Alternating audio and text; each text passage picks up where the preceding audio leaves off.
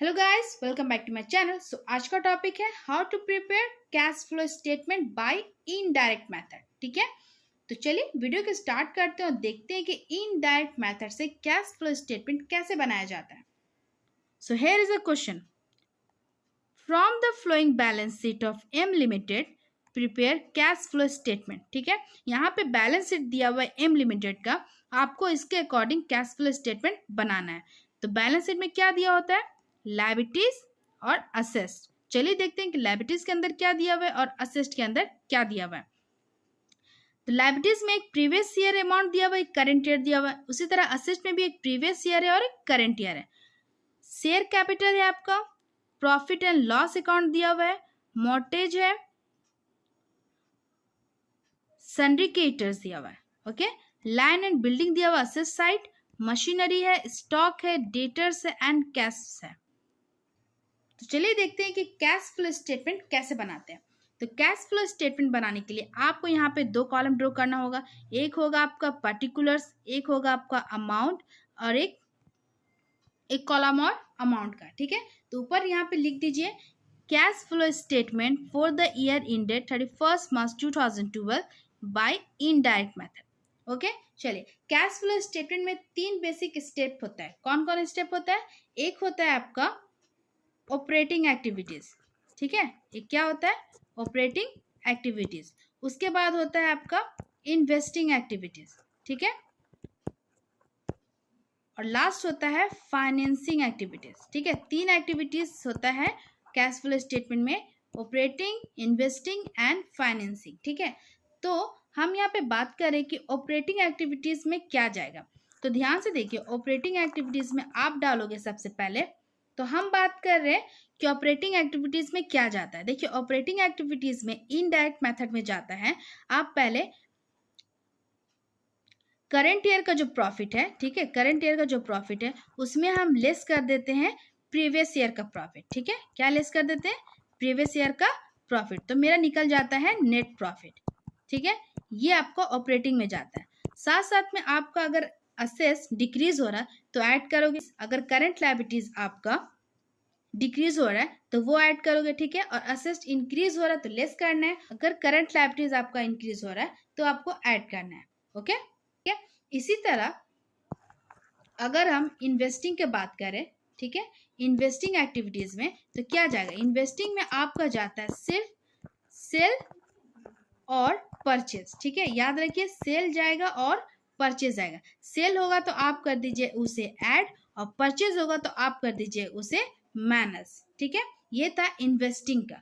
उसी तरह अगर हम बात करें कि फाइनेंसिंग एक्टिविटीज में क्या जाएगा, तो ध्यान से देखिए, फाइनेंसिंग एक्टिविटीज में आपका जाता है सिर्फ और सिर्फ फाइनेंस से related. Finance it means that bank वाला कुछ आइटम दिया होगा तो वो जाएगा। ठीक है, लोन से रिलेटेड आइटम होगा तो वो जाएगा, डिविडेंड से रिलेटेड आइटम होगा तो वो जाएगा। ये सब आपका जाएगा फाइनेंसिंग एक्टिविटीज में। क्लियर है ऑपरेटिंग, इन्वेस्टिंग एंड फाइनेंसिंग? चलिए अब बनाते हैं और क्लियर करते हैं अपना कॉन्सेप्ट। तो यहाँ पे देखिए, सबसे पहले हेडिंग डालोगे cash flow from operating activities. ठीक है, ऑपरेटिंग एक्टिविटीज में सबसे पहले आपका जाता है profit at the end of the year. ठीक है, जो करंट ईयर का प्रॉफिट है वो जाएगा। तो यहाँ पे देखिए क्वेश्चन में दिया हुआ था प्रॉफिट एंड लॉस दिया हुआ ना यहाँ पे, तो एक प्रीवियस ईयर दिया हुआ और एक करंट ईयर दिया हुआ। ठीक है, तो हम करंट ईयर वाला लेंगे, तो लिख दीजिए profit at the end of the year 75,000। ठीक है, इसमें से लेस कर देंगे प्रीवियस ईयर का जो प्रॉफिट था वो, तो लिख दीजिए less profit at the end of the year 50,000। ठीक है, लेस कर दिए, कितना आ गया? 25,000। ये जो 25,000 आया ये कहलाया आपका net profit of the year. याद रहेगा, प्रॉफिट करंट ईयर में से प्रीवियस ईयर माइनस कर दीजिए तो निकल गया नेट प्रॉफिट। ठीक है, प्रॉफिट क्लियर हो गया। अब देखिए इसमें क्या ऐड होगा, इसमें ऐड होगा आपका, ऐड लिख दीजिए डिक्रीज इन करंट असेस्ट। ठीक है, जो असेस्ट आपका डिक्रीज हो रहा है यानी कि घट रहा है वो कर देना है आपको ऐड। तो असेस्ट साइड आप जाके देखो कौन सा असेस्ट आपका डिक्रीज हो रहा है यानी कि घट रहा है। तो अगर हम फर्स्ट बात करेंगे लैंड एंड बिल्डिंग का, तो यहाँ देखिए ये इक्वल है, ना इंक्रीज हुआ ना डिक्रीज हुआ। मशीनरी का बात करेंगे तो 1 लाख से 1,25,000 हो गया, ये इंक्रीज हुआ, आपको डिक्रीज ढूंढना है। ठीक है, देखिए यहाँ मिला स्टॉक, स्टॉक देखिए 75,000 से हो गया 70,000, ये हो गया डिक्रीज। तो लिख दीजिए यहाँ पे स्टॉक। अच्छा डिक्रीज मतलब घटाने पे जो अमाउंट आ रहा है वो लिखना है। 75 से 70 कितना आ गया 5,000, लिख दीजिए यहाँ पे 5,000। ये करना था ऐड, इसीलिए हम यहाँ पे कर दिए ऐड, तो निकल गया 30,000। क्लियर है? ध्यान से देखिएगा, डिक्रीज इन करंट असेस्ट है ऐड में, तो लेस में जस्ट अपोजिट होगा, तो लेस में जस्ट अपोजिट होगा इंक्रीज इन करंट असेस्ट। तो यहाँ पे हेडिंग डालिए आप less increase in current asset. अब देखिए यहाँ पे कि कौन सा असेस्ट आपका इंक्रीज हो रहा था। इंक्रीज देखिए यहाँ पे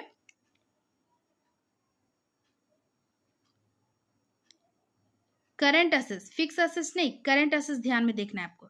ठीक है, मशीनरी आप सोच रहे हो कि मशीनरी तो इंक्रीज हो रहा है, मशीनरी आपका फिक्स असेस्ट है। ठीक है, आपको करंट पे ध्यान देना है।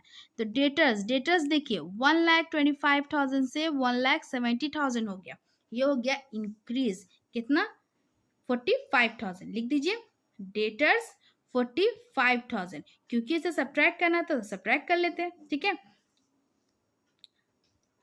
चलिए ब्रैकेट में डाल दीजिए कि सब्ट्रैक्ट करना है आपको। अब एक चीज और लेस होगा इसमें, डिक्रीज इन करंट लायबिलिटीज। ठीक है, तो जो लायबिलिटीज डिक्रीज हो रहा वो हम कर देंगे लेस। अगर करंट लायबिलिटीज इंक्रीज हो रहा होता तो हम यहाँ पे ऐड के कॉलम में दिखाते increase in current liabilities. Opposite बस याद रखिए, डिक्रीज हो रहा करंट असेट्स तो इंक्रीज करेंगे करंट लायबिलिटीज, डिक्रीज हो रहा है आपका करंट लायबिलिटीज तो इंक्रीज करेंगे करंट असेट्स। ओके, चलिए बनाते बनाते वैसे भी आपको क्लियर कॉन्सेप्ट हो जाएगा। ठीक है, अभी तो कंफ्यूजन लगेगा कि हाँ ये क्या हो रहा है, समझ में नहीं आ रहा, लेकिन जैसे ही आप 2 या 3 क्वेश्चन सॉल्व करोगे, बनाओगे, तो क्लियर हो जाएगा आपको कॉन्सेप्ट। तो यहाँ पे हम लेस कर रहे हैं डिक्रीज इन करंट लायबिलिटीज। ठीक है, अब लायबिलिटीज साइड देखिए कौन सा करंट एसेट्स डिक्रीज हो रहा था, ये क्रेडिटर्स वाला है ना, सिंडिकेटर्स 30,000 से 20,000, लिख दीजिए सिंडिकेटर्स कितना आ गया 10,000।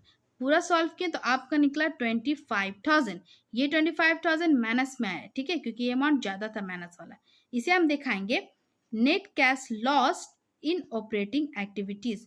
ये जो टोटल आया ना 25,000, इसे हम दूसरे वाला जो अमाउंट बनाए थे कॉलम उसमें डाल दीजिए, 25,000 हो गया। ऑपरेटिंग एक्टिविटीज कंप्लीट हो गया बन के। अब हम बात करें इन्वेस्टिंग। याद रखिए इन्वेस्टिंग में सिर्फ आपको ध्यान देना है सेल और परचेस। ठीक है, तो देखते हैं इन्वेस्टिंग में क्या जाएगा।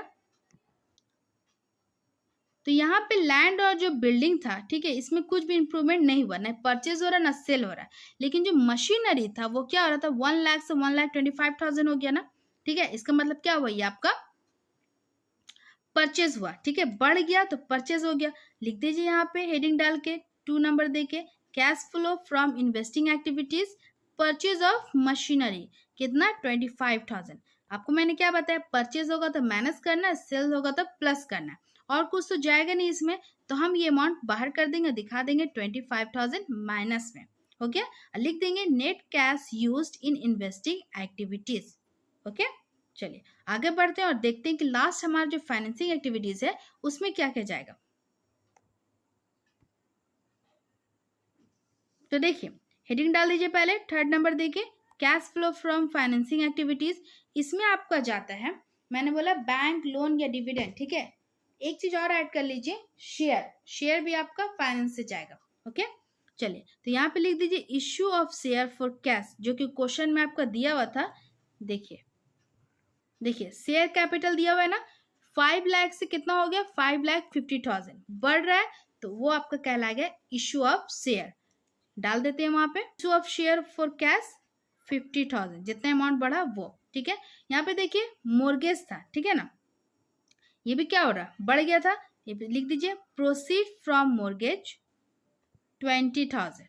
ठीक है, दोनों को ऐड कर दीजिए, कितना निकल गया 70,000। ये कहलाया net cash flow from financing activities. ठीक है, याद रहे फाइनेंसिंग प्लस में आया है और इन्वेस्टिंग और ऑपरेटिंग आया आपका माइनस में। ठीक है, चलिए उसके बाद हम नंबर देंगे heading 4 net increase in cash in activities 1 + 2 + 3। 1 + 2 + 3 it means that ये 1, ये आपका 2 और ये आपका 3, ठीक है, 1 + 2 + 3। अब देखिए 1 में कितना था, माइनस में निकला आपका 25,000, ठीक है। इन्वेस्टिंग भी आपका निकला माइनस में 25,000, ठीक है, और ये निकला आपका प्लस में 70,000।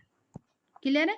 तो देखिए माइनस माइनस क्या हुआ, प्लस हुआ, यानी कि आपका निकला 50,000 माइनस में, ठीक है।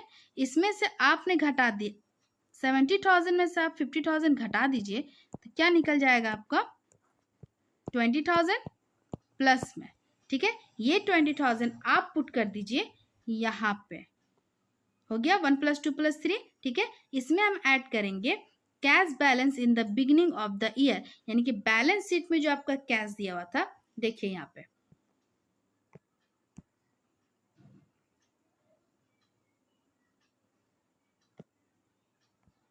देखिए cash beginning of the year दिया हुआ था 30,000, ठीक है, और एंड ऑफ द ईयर दिया हुआ था 50,000। देखिए जो भी आपका अमाउंट, यानी कि ये जो 20,000 निकला आपका, ठीक है, इसमें अगर हम बिगिनिंग यानी 30,000 ऐड कर दें तो कितना आ जाएगा 50,000 ना। इसका मतलब आपने सही बनाया, ठीक है। अगर 50,000 नहीं आता इट मीन्स आपका कैश फ्लो स्टेटमेंट रॉन्ग है। चलिए अब ऐड करके हम देखते हैं यहाँ नीचे कि सही है या गलत।